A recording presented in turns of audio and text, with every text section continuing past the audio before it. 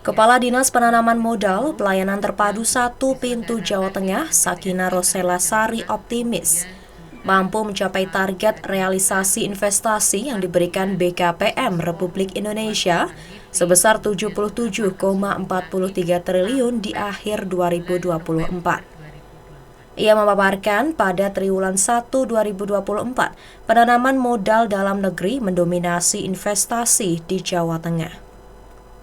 Tercatat pada laporan kegiatan penanaman modal dalam negeri mencapai 9,313 triliun rupiah. Sementara itu penanaman modal asing mencapai 5,854 triliun rupiah.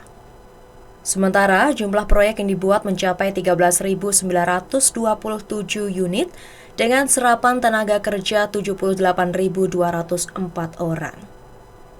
Bila dibandingkan dengan periode sama di tahun 2023, realisasi PMA naik 2,66%.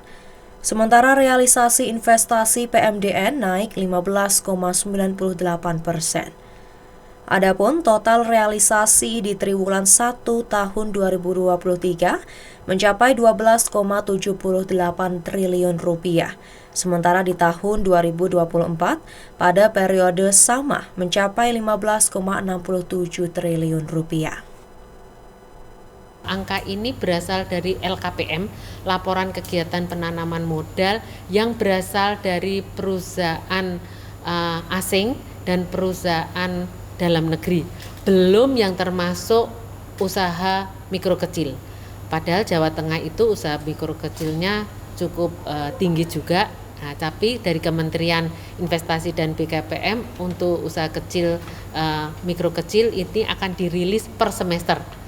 Jadi nanti di bulan Juli itu gambaran realisasi investasi yang sesungguhnya karena semua sektor masuk. Nah ini yang triwulan pertama ini hanya PMA dan PMD. Pemerintah Provinsi Jawa Tengah untuk menarik investor, diantaranya dengan layanan call center maupun layanan temu muka pada kantor DPMP TSP. 33 mall layanan publik yang tersebar di seluruh kabupaten kota di Jateng.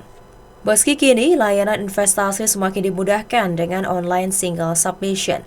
Layanan temu muka juga masih dilakukan.